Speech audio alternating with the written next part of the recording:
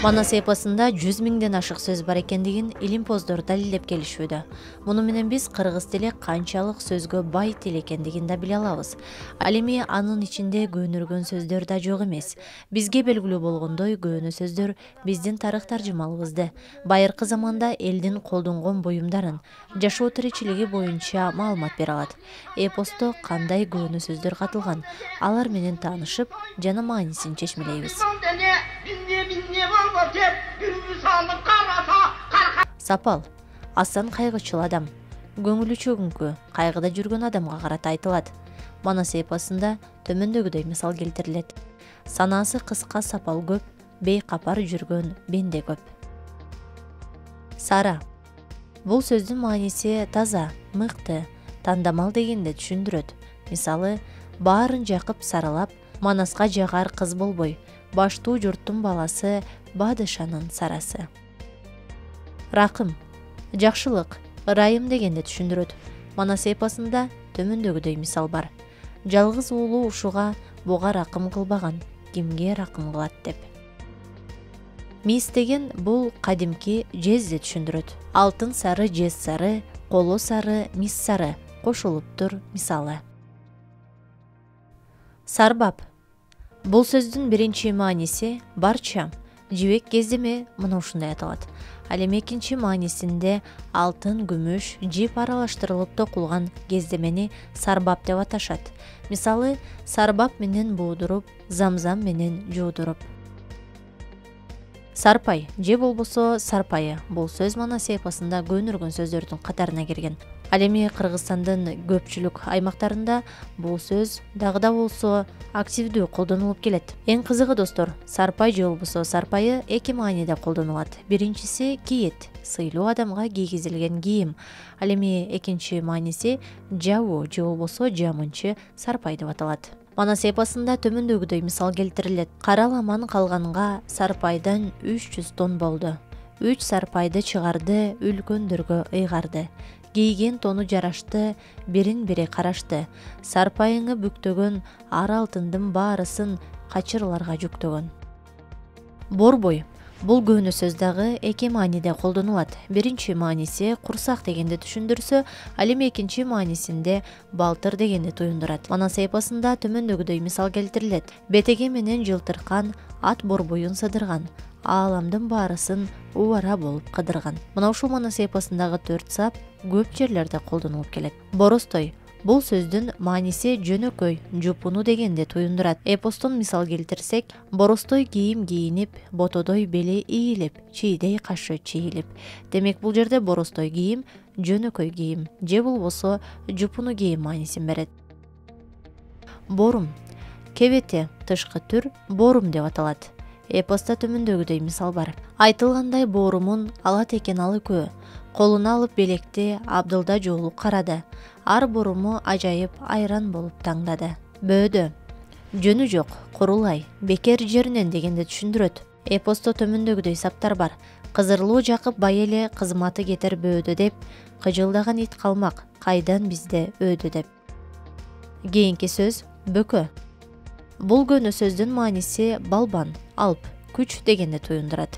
Замбиректин огундай, жазайыл мылтык тобундай, ок болуп ойрон салчу экен, ар кандай бөкө болсо да ойрон болуп калчу экен. Мына ушундай саптар Манас эпосунда кезигет.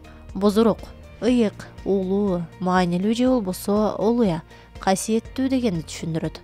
Ыйык маанилеринде өзгөчө сыйга ээ адамдарга карата титулдук маани берип айтылган сөз. Эпосто төмөндөгүдөй мисал бар. Балам бери түшкүн деп бозорок сурай калганы, аттан түшүп астына арстан Манас барганы. Буйла. Төөнүн мурдуна шеш өткөрүп тагылган жип буйла деп аталат. Эпосто мындай мисал бар. Мурун тугу алтындан, буласы жибек чалынган, ар бир нарга аземдеп түрдөө килем жабылган. Коңгуроолу нар келди, колбогон курдун зар келди. Сөздүн маани маңызы, касиети, анын күчү өтө жогору болуп эсептелет. Үлгүлүү жүрүш-туруш, мыкты сапаттардын элестүү мисалдарына таянуу менен сөз калктын бардык муундарына, айрыкча жаштарга таалим-тарбия берет. Алардын сап башында фразеологизм сөздөр турат. оң колу. Бул сөздүн мааниси ишенген кишиси, жардамчысы дегенди түшүндүрөт.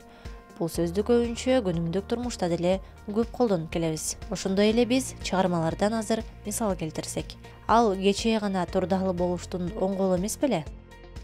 Алаканат, туруксуз, жеңил мүнөз, мактанчаак адамдарды алаканат деп атап коюшат. Мисалы, алаканат жигитке кылтыңдаган кыз жакшы.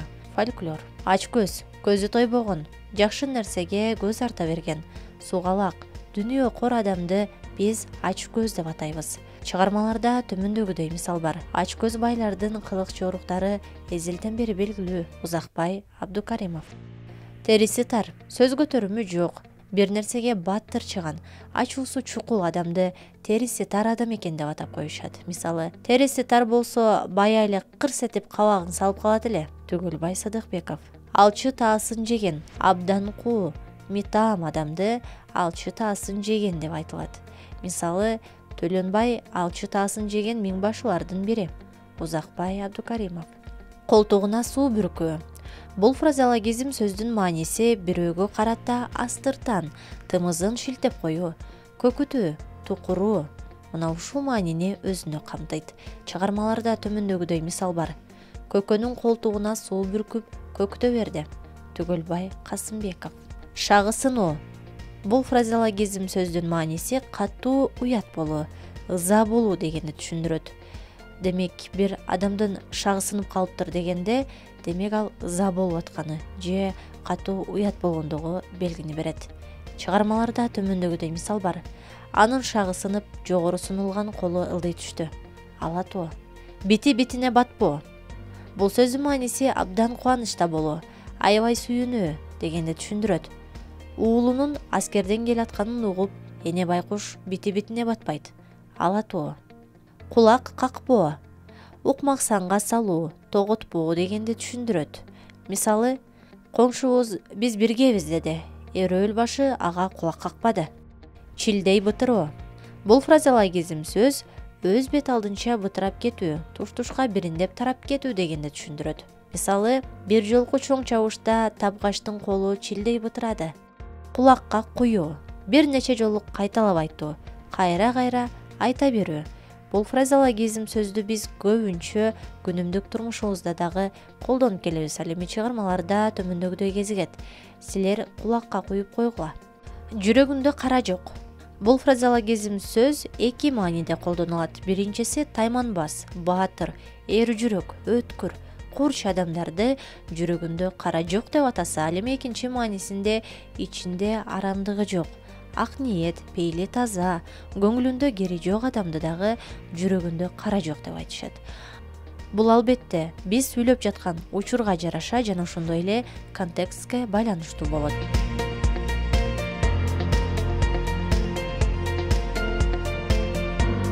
Адамдын ажарын ачып турган касиеттердин бири бул анын туура сүйлөөсү. Кайсы жагдай болбосун чукулгандай сөз таап, өзүнүн көркү менен бирге сүйлөгөн сөзү да көрктүү болсо, ал адамдын зоболосу бийик дейт.